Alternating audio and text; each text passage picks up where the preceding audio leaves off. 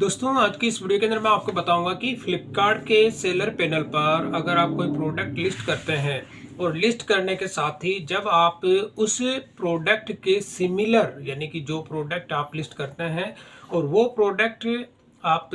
जब भी कस्टमर को भेजते हैं और कस्टमर जो क्या करता है, प्रोडक्ट उसको वही मिलता है, लेकिन जो ब्रांड के नाम से आप उस प्रोडक्ट को सेल कर रहे हैं वो जो प्रोडक्ट आपका होता है उस ब्रांड का नहीं होता है। लेकिन जो लिस्टिंग आपने की है, जो इमेजेस आपने इसमें दिखाई है, प्रोडक्ट सेम वही रहता है। और जब इस तरह के प्रोडक्ट कस्टमर को डिलीवर्ड होते हैं और कस्टमर की जब कंप्लेन होती है कि जो प्रोडक्ट हमें यहाँ पे दिखाया गया है, यानी कि जो ब्रांड हम आपने उसमें दिखाई है लिस्टिंग के अंदर, उस ब्रांड का प्रोडक्ट कस्टमर को नहीं मिलता है, तो कस्टमर इसकी कंप्लेन करता है और कंप्लेन करने के साथ ही उस प्रोडक्ट को वो रिटर्न कर देता है। तो इस केस में आपका जो भी प्रोडक्ट जो मिसमैच होता है, जो प्रोडक्ट मिसमैच की जो कंप्लेन होती है कस्टमर करता है और करने के साथ ही आपका वो प्रोडक्ट जो होता है उसको वो रिटर्न कर देता है। और आपके कमीशन जो भी होता है, यानी कि आपके कमीशन में से एक तरह का रिटर्न जब इनिशिएट होता है तो उसमें से वो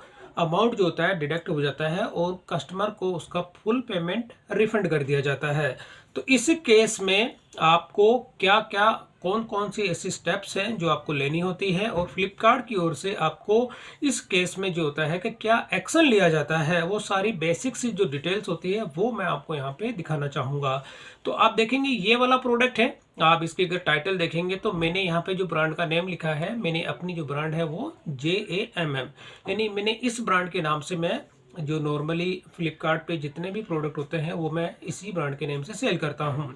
अब होता क्या है कि जो ये प्रोडक्ट मैं आपको दिखा रहा हूँ, मैं इसी प्रोडक्ट को जो है, ये मुझे इसका ऑर्डर रिसीव हुआ था और रिसीव होने के साथ ही मैंने इस ऑर्डर को डिस्पैच किया था और कस्टमर ने इस प्रोडक्ट को रिटर्न कर दिया। अब रिटर्न में आप देखेंगे कि ये एक तरह की जो है स्टेनलेस स्टील की ओखली है और काफ़ी हैवी वेटेड है। मतलब क्वालिटी की अगर मैं बात करूँ तो काफ़ी बेस्ट क्वालिटी का ये प्रोडक्ट है और ये काफ़ी हैवी वेटेड है। तो ये आप देखेंगे सारी की सारी जो इमेजेस मैंने यहाँ पे शेयर की है वो कंप्लीट इमेजेस जो है प्रोडक्ट मैंने कस्टमर को यही जो इमेज मैंने दिखाई है और जो मैंने डिस्क्रिप्शन में दिया हुआ है ये वही प्रोडक्ट है, प्योर स्टेनलेस स्टील का है। और जो इमेजेस मैंने दिखाई है, जो साइज़ मैं यहाँ पे दिखा रहा हूँ वही साइज़ का ये प्रोडक्ट है। तो अब मैंने यहाँ पे जो प्रोडक्ट का यहाँ पे नेम दिया हुआ है, जैसे ब्रांड आप देखेंगे जेम मैंने यहाँ पे नाम दिया हुआ है। तो होता क्या है कि जब मेरे पास हमारा जो ब्रांड होता है, मतलब ब्रांड के सिमिलर कोई भी अगर हमारा जॉब वर्क हम करवाते हैं तो करवाने के साथ ही अगर जब वो प्रोडक्ट मेरे स्टॉक में अवेलेबल नहीं होता है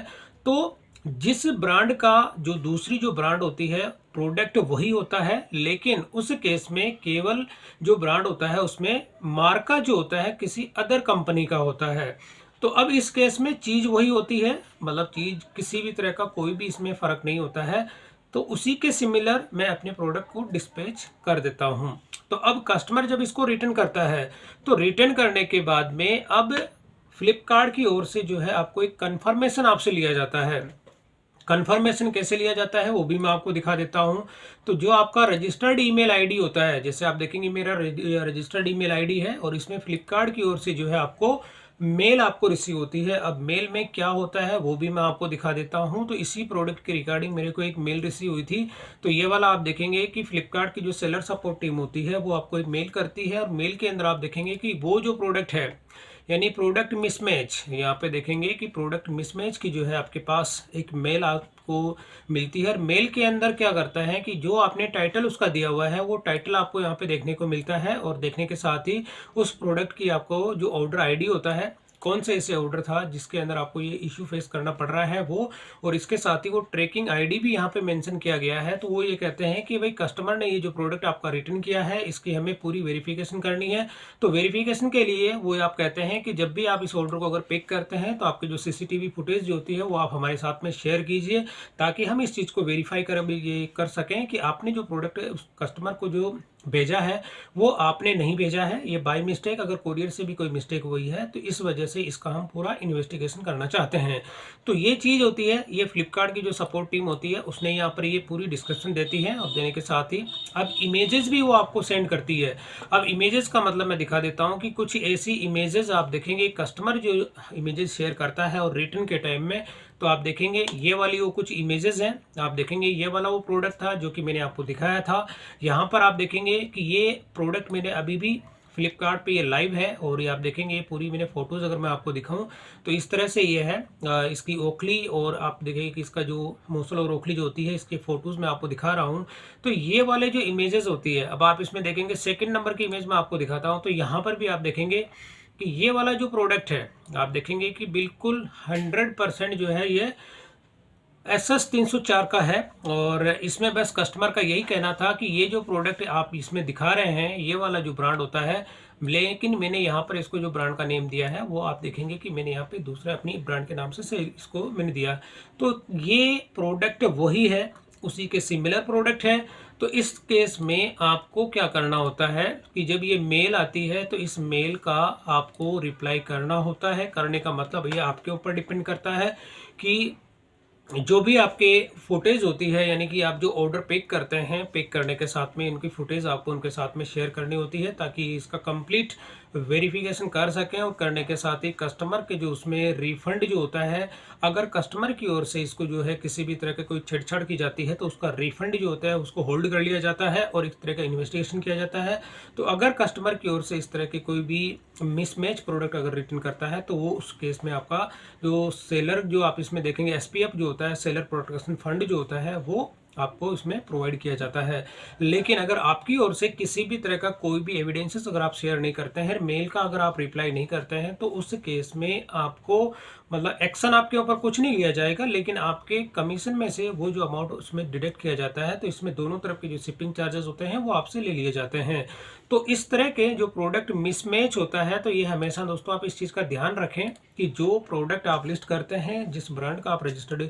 जो भी आपकी ब्रांड होती है, तो उसी ब्रांड के प्रोडक्ट जो होते हैं वो आप इसमें लिस्ट करें। और लिस्ट करने के साथ ही जो भी अवेलेबल आपके पास रहता है आपकी अपनी ब्रांड, तो वही प्रोडक्ट आप सेल करें। नहीं तो इस तरह के काफ़ी ऐसे केसेस होते हैं जो कस्टमर उनको ब्रांड जो होता है कि नेम अगर रिसीव नहीं होता है तो कुछ कस्टमर इसको रिटर्न करते हैं, लेकिन कुछ इसको एक्सेप्ट भी कर लेते हैं। किसी को ऑब्जेक्शन होता है, किसी को नहीं होता है। जिनको ऑब्जेक्शन होता है वो ब्रांड से उसको रिटर्न कर देते हैं, और रिटर्न करने के बाद में जो भी आपका इसमें कस्टमर का जो रिफंड होता है वो इसमें रिफंड आपके कमीशन में से डिडक्ट करके कस्टमर को रिफंड इनिशिएट कर दिया जाता है। लेकिन अब अगर इस केस में मान के चलो क्योंकि मेरे पास तो इस चीज़ का पॉसिबल ये इनने जो CCTV फुटेज की इसमें डिमांड की है, तो वो चीज़ तो मैंने फ्लिपकार्ट को इसका रिप्लाई भी दिया था कि ये चीज़ पॉसिबल नहीं है कि मैं अपने जो भी ऑर्डर अगर मैं पिक करता हूँ तो पैकिंग के टाइम में की जो फुटेज होती है वो किसी भी तरह की कोई भी फुटेज मैं आप लोगों के साथ में शेयर नहीं कर सकता। अगर यहाँ पर कस्टमर का अगर अमाउंट होल्ड होता और उसको अगर रिफंड इनिशिएट नहीं होता, तो इस केस में जो चीज़ होती है कि थोड़ा सा ये देखने को मिलता है। लेकिन जब कस्टमर को ये केवल वेरिफिकेशन के लिए होता है, मतलब इसमें आपके अकाउंट हेल्थ पे किसी भी तरह का कोई इफेक्ट नहीं होता है, केवल इसमें आपके जो चार्जेस होते हैं रिवर्स और फॉरवर्ड जो शिपिंग चार्जेस होते हैं वो आपके इसमें से लिए जाते हैं। तो इस तरह के मतलब कुछ कस्टमर होते हैं, मैं ज़्यादा सारे कस्टमर से बात नहीं करता, लेकिन कुछ गिने चुने ऐसे कस्टमर्स होते हैं जिनको कि ब्रांड के नेम से भी इशू हो सकता है। तो जिस ब्रांड का आप जो भी प्रोडक्ट आप सेल करते हैं तो वही प्रोडक्ट आप कस्टमर को उसमें जो है आप ये सेंड करें, ताकि इस तरह के जो आपको प्रॉब्लम फेस ना करनी पड़े। तो ये प्रोडक्ट आप देखेंगे दोस्तों, ये मेरा फ्लिपकार्ट पे भी लाइव है और इसी के साथ में ये अमेज़ोन पर भी लाइव है। अगर मैं अमेज़ोन पे दिखाता हूँ आपको तो ये अमेज़ोन पर भी लाइव है। अमेज़ोन पे ये है कि जेनरिक प्रोडक्ट जो होता है, क्योंकि अमेज़ोन पे मेरे जितने भी प्रोडक्ट अगर आप देखते हैं तो सारे के सारे इसमें जेनरिक प्रोडक्ट हैं। और ये प्रोडक्ट मैं आपको दिखा देता हूँ कि जो मैंने अभी भी इसको जो है आज ही मैंने इसको डिस्पैच किया है, और डिस्पैच करने के साथ ही उसका मैं अगर ये प्रोडक्ट की खास बात क्या है वो भी मैं आपको दिखा देता हूँ। तो ये वाला प्रोडक्ट आप देखेंगे ये अमेज़ोन पर भी लाइव है और इसमें 1950 का मैं इसको अमेज़ोन पे सेल कर रहा हूं। और इसमें आप देखेंगे जेनरिक ब्रांड होती है। जेनरिक के अंदर क्या होता है कि कोई भी जब कस्टमर को ये डिलीवर्ड होता है तो वो इस चीज़ का जो है ऑब्जेक्शन नहीं कर सकता कि जो प्रोडक्ट आप उसको मिला है वो किसी भी जो दूसरी जो ब्रांड होती है, यानी कि यहाँ पर आपको ये चीज़ देखने की होती है कि कोई भी अगर प्रोडक्ट आप जब जेनरिक कैटेगरी के अंदर आता है अमेज़ोन के अंदर, तो उस केस में कोई भी जो ब्रांड होती है, यानी कि जो रजिस्टर्ड हो या अनरजिस्टर्ड हो,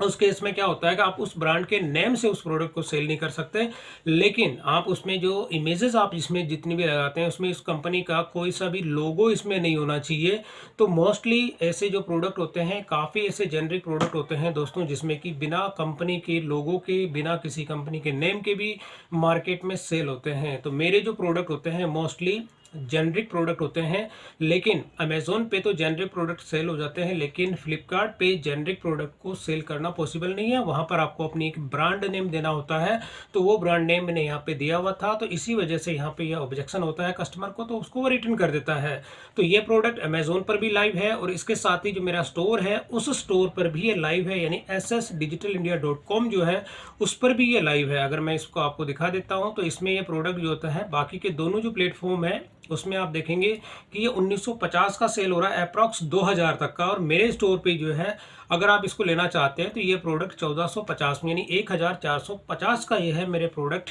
आप मेरे स्टोर से भी इसको बाय कर सकते हैं। तो दोस्तों अगर ये तीनों ही जो प्लेटफॉर्म है, जैसे अमेज़ॉन हो गया, फ्लिपकार्ट हो गया, और मेरा अपना खुद का स्टोर जो होता है ssdigitalindia.com, उससे भी आप इसको बाय कर सकते हैं। तीनों ही प्लेटफॉर्म है, तो आप अगर इनमें तीनों में से जिस किसी में से भी आप बाय करना चाहते हैं तो इन तीनों का लिंक जो होता है मैं अपने डिस्क्रिप्शन में शेयर कर दूंगा, वहाँ से भी आप इसको जो ये प्रोडक्ट है बाय कर सकते हैं। और ये प्रोडक्ट काफ़ी बेस्ट क्वालिटी का ये प्रोडक्ट है, प्योर स्टेनलेस स्टील की ये ओखली है, और काफ़ी हैवी वेटेड है। अगर दोनों के मैं वेट की मैं बात करूं तो अप्रॉक्स 1 kg का इसका दोनों का वेट हो जाता है, जिसमें कि ये ओखली का जो डंडा होता है और इसके जो नीचे का जो पोर्शन होता है, दोनों का वेट मिला के मैं बता रहा हूँ, दोनों का वेट अप्रॉक्स मतलब 1 kg तक का है। मैंने इसका डिस्क्रिप्शन भी यहाँ पे दिया हुआ है, तो आप देखेंगे कि इसका वेट 650 ग्राम तक का है, मतलब 1 किलो से भी अबव। ये जो पोर्शन आप देख रहे हैं ये 650 का, इसका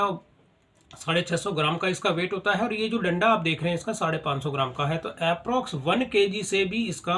वेट जो होता है कि वो ज़्यादा वेट है, यानी अप्रॉक्स से 1 किलो से 200 ग्राम तक का इसका वजन जो होता है आपको इसमें मिलता है। तो काफ़ी मतलब हेवी वेटेड है, और प्योर स्टेनलेस स्टील की है, 100% रस्ट प्रूफ है ये प्रोडक्ट, किसी भी तरह का कोई भी इसमें जंग नहीं लगता है। तो ओवरऑल मैंने प्रोडक्ट का आपको बारे में बता दिया दोस्तों। तो स्पेशली अगर आप फ्लिपकार्ट पे कोई प्रोडक्ट सेल करते हैं तो यहाँ पर आपको इस चीज़ का ध्यान रखें कि जिस ब्रांड का आप सेल कर रहे हैं उसी ब्रांड का प्रोडक्ट आपका होना चाहिए। अगर ब्रांड का नेम नहीं है तो कोई भी अदर ब्रांड जो होती है उस प्रोडक्ट के ऊपर नहीं होनी चाहिए, नहीं तो कस्टमर को ऑब्जेक्शन होने पर ऐसे प्रोडक्ट आपको रिटर्न जो होता है वो भी देखने को मिलती है। रिटर्न आने पर आपको दोनों तरफ के जो चार्जेस होते हैं फ्लिपकार्ट आपसे लेता है, रिवर्स और फॉरवर्ड शिपिंग चार्ज। तो इस केस में आपको थोड़ा इसमें लॉस देखने को मिलता है। तो दोस्तों वीडियो पसंद आई तो इसे लाइक और शेयर जरूर करें, और मेरे चैनल को सब्सक्राइब करना ना भूलें।